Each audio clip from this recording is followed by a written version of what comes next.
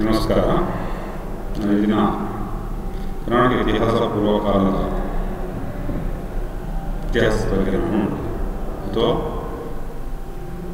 ಪ್ರೀಹಿಸ್ಟಾರಿಕ್ age of Karnataka, ಇತಿಹಾಸ ಪೂರ್ವಕಾಲದ ಕರ್ನಾಟಕ ವಿಷಯದ ಬಗ್ಗೆ ನಾವು ಈ ಹಿಂದೆ ಚರ್ಚೆ ಮಾಡ್ತಾ ಇದ್ದೀವಿ.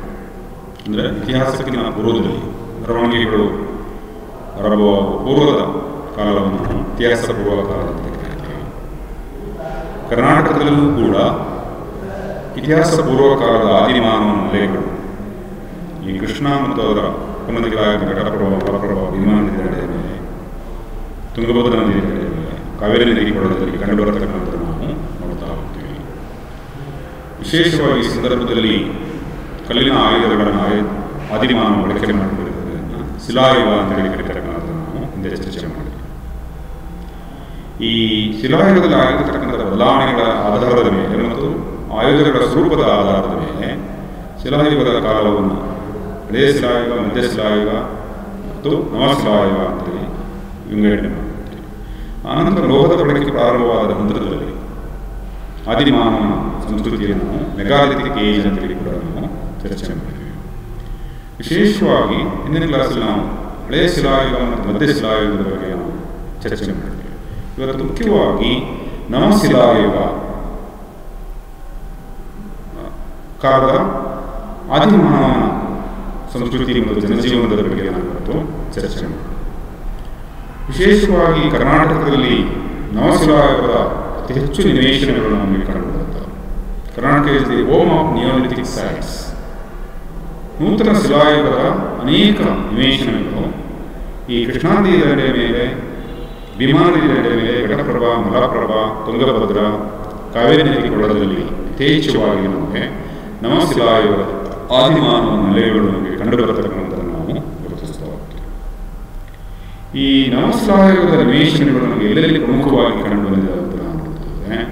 ಬ್ರಹ್ಮಗಿರಿ, ಚಿತ್ರದುರ್ಗದ ಬ್ರಹ್ಮಗಿರಿಯಲ್ಲಿ ಕಂಡು ಬಂದಿದ್ದನ್ನು ನೋಡ್ತಾ ಹೋಗ್ತೀವಿ. ಮೈಸೂರಿನ ಟಿ ನರಸೀಪುರ, ತೆಕ್ಕಲಕೋಟೆ, ಬಿಕ್ಲಿಹಾಳ, ಮಾಸ್ತಿ, ರಾಜು, ಸಂಗನಕಲ್ಲು, ಹಳ್ಳೂರು ಮುಂತಾದ ಕಡೆ ನವಶಿಲಾಯುಗದ ನಿವೇಶನಗಳು ನಮಗೆ ಕಂಡು ಬಂದಿರತಕ್ಕಂಥದ್ದನ್ನು ನಾವು ನೋಡ್ತಾ ಹೋಗ್ತೀವಿ. ಭಾರತದ ವಿವಿಧ ಪ್ರದೇಶಗಳಿಗೆ ಹೋಲಿಕೆ ಮಾಡಿದಾಗ ಕರ್ನಾಟಕದಲ್ಲಿ ಅತಿ ಹೆಚ್ಚು ನಿವೇಶನಗಳು ನಮಗೆ ನವಶಿಲಾಯುಗದ ಆದಿಮಾನವ ನೆಲೆಗಳು ನಮಗೆ ಕಂಡುಬರತಕ್ಕಂಥದ್ದನ್ನು ನಾವು ಮುಖ್ಯವಾಗಿ ಗುರುತಿಸ್ತೀವಿ. ಈ ನವಶಿಲಾಯುಗದ ಆದಿಮಾನವ ವಿಶೇಷವಾಗಿ ಶಿಲಾಯುಧಗಳನ್ನು ಬಳಕೆ ಮಾಡಿಕೊಂಡಿದ್ದರೂ ಕೂಡ ಅದರ ಸ್ವರೂಪದಲ್ಲಿ, ವಿನ್ಯಾಸದಲ್ಲಿ ಸಾಕಷ್ಟು ಬದಲಾವಣೆಗಳು, ಗುಣಾತ್ಮಕವಾದ ಬದಲಾವಣೆಗಳನ್ನು ನಾವು ನೋಡ್ತಾ ಹೋಗ್ತೀವಿ. The Neolithic man who used a stone weapons for his professions. But comparatively, these equipments or tools and weapons are more qualitatively polished and very minute development during this period.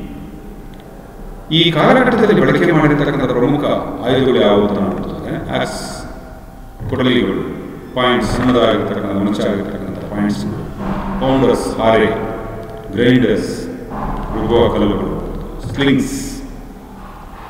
Stones, ಕೆಲವೊಂದು ಕಲ್ಲಿನ ಕೆಲವೊಂದು ಮನುಷ್ಯಾಗಿರ್ತಕ್ಕಂಥ ಉಳಿ, ಹಾಗೆ ಸುತ್ತಿಗೆ, hammers ಮುಂತಾದವುಗಳನ್ನು ಇಲ್ಲಿ ಬಳಕೆ ಮಾಡಿಕೊಂಡಿರ್ತಕ್ಕಂಥದ್ದು.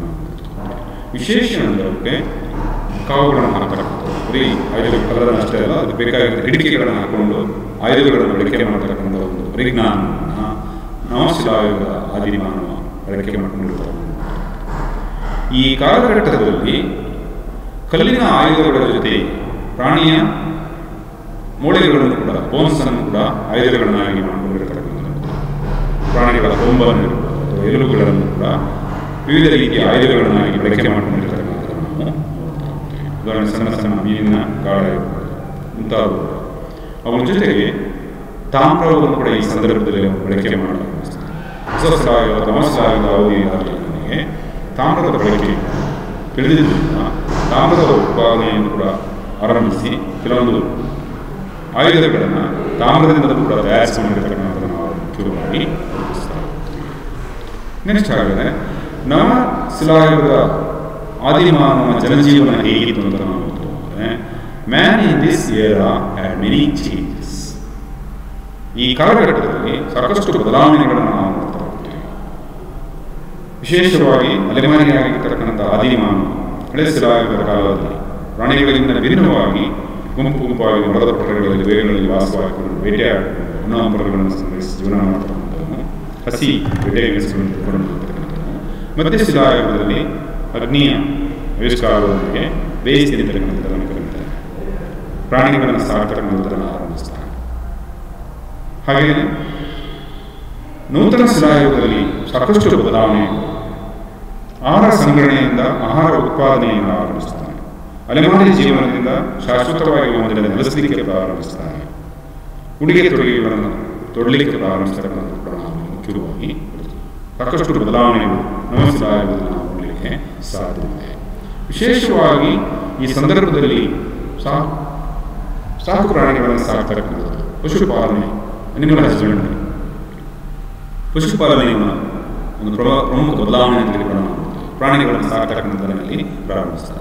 ಹಸುಗಳನ್ನು ಇರ್ಬೋದು, ಎಮ್ಮೆಗಳನ್ನು ಇರ್ಬೋದು, ಕುರಿ, ಮೇಕೆ, ನಾಯಿ ಮುಂತಾದ ಪ್ರಾಣಿಗಳನ್ನು ತನ್ನ ಜೀವನಕ್ಕಾಗಿ, ತನ್ನ ವೃತ್ತಿಗಾಗಿ ಸಾಕಲಿಕ್ಕೆ ಪ್ರಾರಂಭಿಸತಕ್ಕಂಥದ್ದನ್ನು ನಾವು ಮುಖ್ಯವಾಗಿ ನೋಡ್ತಾ ಹೋಗ್ತೀವಿ. ಇದು ಒಂದು ಪ್ರಮುಖವಾದ ಬದಲಾವಣೆ ಅಂತ.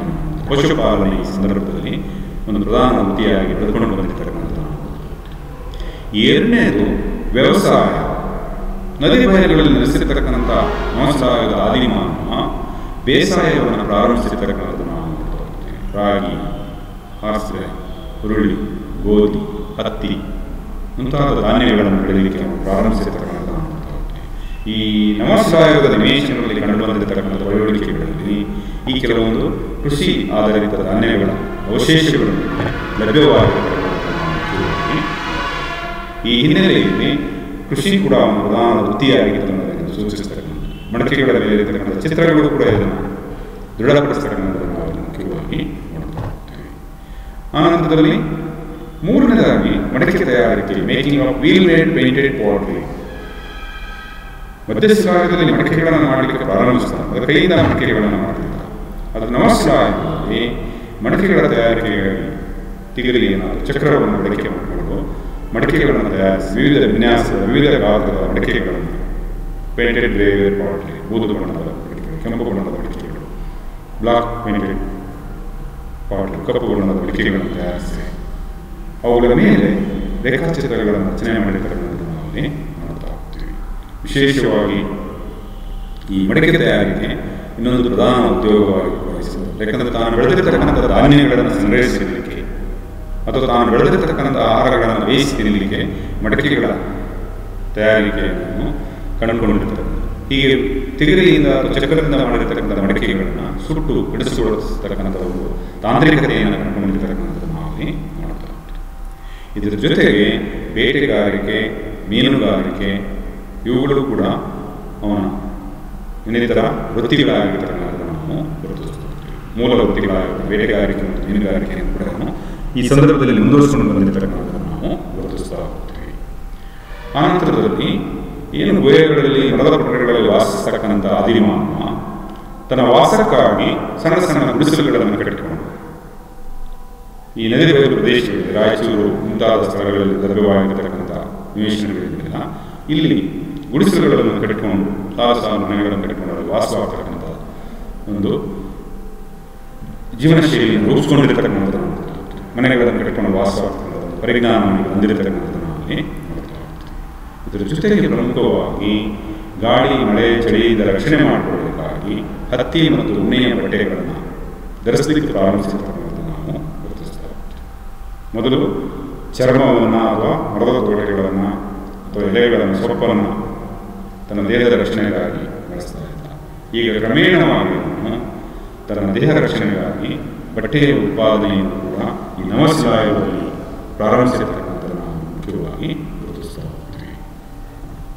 ಇದರ ಜೊತೆಗೆ ಪ್ರಮುಖವಾಗಿ ಈ ಸಂದರ್ಭದಲ್ಲಿ ನವಶಿಲಾಯುಗದಲ್ಲಿ ಶವ ಸಂಸ್ಕಾರ ಪದ್ಧತಿ ಕೂಡ ಈ ಸಂದರ್ಭದಲ್ಲಿ ಪ್ರಾರಂಭವಾಗಿರ್ತಕ್ಕಂಥದ್ದು ನಾವು ನೋಡ್ತಾ ಹೋಗ್ತೀವಿ. ವಿಶೇಷವಾಗಿ ಸಂಗನಕಲ್ಲು, ಇಕ್ಲಿಹಾಳ, ಮುಂತಾದ ನಿವೇಶನಗಳಲ್ಲಿ ಸತ್ತಿರತಕ್ಕ ಶವವನ್ನು ವ್ಯವಸ್ಥಿತವಾಗಿ ಸಂಸ್ಕಾರ ಮಾಡಿ ಮಡಿಕೆಗಳಲ್ಲಿ ಹೊತ್ತು ಸಂಸ್ಕಾರ ಮಾಡತಕ್ಕಂಥ ಶವ ಸಂಸ್ಕಾರ ಕೂಡ ವ್ಯವಸ್ಥಿತವಾಗಿ ಪ್ರಾರಂಭಿಸಿರ್ತಕ್ಕಂಥದ್ದು ನಾವು ಅಂದರೆ ಅಲೆಮಾರಿ ಆದಿಮಾನವ ಒಂದು ನಾಗರಿಕ ಜೀವನ ಶೈಲಿಯನ್ನು ನವಶಿಲಾಯುಗದ ಕಾಲಾವಧಿಯಲ್ಲಿ ರೂಪಿಸಿಕೊಂಡಿರ್ತಕ್ಕಂಥದ್ದು ನಾವು ಈ ನವಶಿಲಾಯುಗದ ಅನೇಕ ನಿವೇಶನಗಳಲ್ಲಿ ನೋಡಿ ನಮಗೆ ಕಂಡುಬರತಕ್ಕಂಥದ್ದನ್ನು ನಾವು ಮುಖ್ಯವಾಗಿ ನೋಡ್ತಾ ಹೋಗ್ತೇವೆ. ನೆಕ್ಸ್ಟು ಮೆಗಾಲಿಥಿಕ್ ಏಜ್, ಬೃಹತ್ ಶಿಲಾ ಸಮಾಧಿ ಯುಗ. ಈ ಸಂದರ್ಭದಲ್ಲಿ ನಮಗೆ ವಿವಿಧ ಲೋಹಗಳ ಬಳಕೆ ಪ್ರಾರಂಭವಾಗಿರುವುದರಿಂದ ತಾಮ್ರ ಇರ್ಬೋದು, ಕಂಚು ಇರ್ಬೋದು, ಕಬ್ಬಿಣ ಇರ್ಬೋದು, ಈ ಎಲ್ಲ ಲೋಹಗಳ ಬಳಕೆ ನಮಗೆ ಗೊತ್ತಾಗುತ್ತೆ. ಅದರಲ್ಲೂ ವಿಶೇಷವಾಗಿ ಕಬ್ಬಿಣದ ಬಳಕೆ ಪ್ರಾರಂಭವಾಗುತ್ತದೆ. ಅತ್ಯಂತ ಬೆಳೆಸಾದ ಲೋಹ ಕಬ್ಬಿಣ ನಮಗೆ ತಿಳಿದಿದ್ದರಿಂದ ಕಬ್ಬಿಣದ ಆಯುಧಗಳಿಂದ ದೊಡ್ಡ ದೊಡ್ಡ ಬಂಡೆಗಳನ್ನು ಕತ್ತರಿಸಿ ತನ್ನ ಬದುಕಿಗೆ ಬಳಸಿಕೊಳ್ಳಲು ಆರಂಭಿಸಿರ್ತಕ್ಕಂಥದ್ದು ನಾವು ನೋಡ್ತೇವೆ. ಇದು ಪ್ರಮುಖವಾಗಿ ಬೃಹತ್ ಶಿಲಾ ಸಮಾಧಿಗಳ ನಿರ್ಮಾಣಕ್ಕೆ ನಾಂದಿಯಾಗಿರ್ತಕ್ಕಂಥದ್ದು ನಾವಲ್ಲಿ ನೋಡ್ತಾ ಹೋಗ್ತೇವೆ. ವಿಶೇಷವಾಗಿ ಲೋಹ ಯುಗ ಅಂತಲೂ ಕೂಡ ಕರೀತಾರೆ, ಮತ್ತು ಬೃಹತ್ ಶಿಲಾ ಸಮಾಧಿ ಯುಗ ಅಂತಲೂ ಕೂಡ ಕರೀತಕ್ಕಂಥದ್ದು ನಾವಲ್ಲಿ tombs are made up of large stone slabs. ವಿಶೇಷವಾಗಿ ಕರ್ನಾಟಕದಲ್ಲಿ ಲಭ್ಯವಾಗಿರತಕ್ಕಂಥ ಈ ಸಮಾಧಿಗಳು ದೊಡ್ಡ ದೊಡ್ಡ ಕಲ್ಲಿನ ಚಪ್ಪಡಿಗಳನ್ನು ಬಳಕೆ ಮಾಡಿಕೊಂಡು ಈ ಸಮಾಧಿಗಳನ್ನು ನಿರ್ಮಾಣ ಮಾಡಿರ್ತಕ್ಕಂಥದ್ದು ನಾವಲ್ಲಿ ನೋಡ್ತಾ ಹೋಗ್ತೇವೆ. In megalithic culture is found more than 600 sites. The megalithic sites are found in different part of the Karnataka, especially in Raichur, Gulbarga, Chitradurga, Tumkur, Kolar, Bangalore, and many places. ಈ ಬೃಹತ್ ಶಿಲಾ ಸಮಾಧಿಗಳು ನಮಗೆ ಕರ್ನಾಟಕದ ವಿವಿಧ ಭಾಗಗಳು, ವಿಶೇಷವಾಗಿ ಉತ್ತರ ಕರ್ನಾಟಕ ಹಾಗೂ ಕೋಲಾರ ಮತ್ತು ಬೆಂಗಳೂರು ಈ ಭಾಗದಲ್ಲಿ ಹೆಚ್ಚಾಗಿ ನಮಗೆ ಕಂಡುಬರತಕ್ಕಂಥದ್ದನ್ನು ಅಲ್ಲಿ ನೋಡ್ತಾ ಹೋಗ್ತೀವಿ. ವಿಶೇಷ ಮಸ್ಕಿ, ಹಿರೇಬೆಳಕಲ್, ಮಲ್ಲಾಪುರ ಎಂಬ ರಾಯಚೂರಿನ ಈ ಸ್ಥಳಗಳಲ್ಲಿ ಹೆಚ್ಚಾಗಿ ಕಂಡುಬಂದಿದೆ. ಬ್ರಹ್ಮಗಿರಿ, ಚಿತ್ರದುರ್ಗದ ಬ್ರಹ್ಮಗಿರಿಯಲ್ಲಿ ಕಂಡುಬಂದಿದೆ. ಬೆಳಗಾವಿಯ ಸವದತ್ತಿಯಲ್ಲಿ ಕಂಡುಬಂದಿದೆ. ಹಾಗೆ ಹಿರೇಗುಡುಗಲ್, ವೈಎನ್ ಹೊಸಕೋಟೆ, ತುಮಕೂರು ಜಿಲ್ಲೆ ಹಿರೇಗುಡುಗಲ್ ಮತ್ತು ವೈಎನ್ ಹೊಸಕೋಟೆ ಬಳಿ ಕೂಡ ಸಾಕಷ್ಟು ಕಂಡುಬಂದಿರ್ತಕ್ಕಂಥದ್ದು. ಆಮೇಲೆ ಜಡಗನಹಳ್ಳಿ, ಬೆಂಗಳೂರಿನ ಜಡಗನಹಳ್ಳಿಯಲ್ಲಿ ಕೂಡ ಕಂಡುಬಂದಿರ್ತಕ್ಕಂಥದ್ದು. ಇಲ್ಲಿ ಹೆಚ್ಚಾಗಿ ಈ ಬೃಹತ್ ಶಿಲಾ ಸಮಾಧಿಗಳು ನಮಗೆ ಕಂಡುಬರತಕ್ಕಂಥದ್ದನ್ನು ನಾವು ಮುಖ್ಯವಾಗಿ ಗುರುತಿಸ್ತಾ ಹೋಗ್ತೇವೆ. ಸಾಮಾನ್ಯವಾಗಿ ಈ ಪೂರ್ವ ಘಟ್ಟಗಳೇನಿದೆಯೋ ಈ ಪೂರ್ವ ಘಟ್ಟ ಪ್ರದೇಶಗಳಲ್ಲಿ ಹೆಚ್ಚಾಗಿ ಈ ಬೃಹತ್ ಶಿಲಾ ಸಮಾಧಿಗಳು ನಮಗೆ ಕಂಡುಬರತಕ್ಕಂಥದ್ದನ್ನು ನಾವು ಮುಖ್ಯವಾಗಿ ಗುರುತಿಸ್ತಾ ಹೋಗ್ತೇವೆ.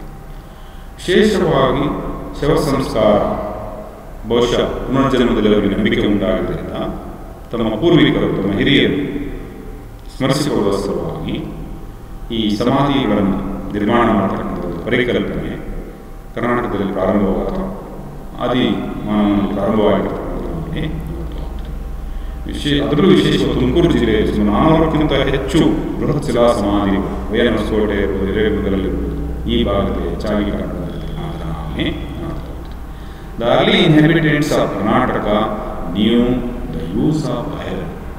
That is the most important thing when the Neolithic man or the megalithic man who began to use the large stone slabs for his benefits. ತನ್ನ ಅನುಕೂಲಕ್ಕಾಗಿ ದೊಡ್ಡ ದೊಡ್ಡ ಕಲ್ಲಿನ ಚಪ್ಪಡಿಗಳನ್ನು ಬಳಕೆ ಮಾಡಲಿಕ್ಕೆ ಕಾರಣವಾಗಿರ್ತಕ್ಕಂಥದ್ದೇ due to the innovation of iron techniques.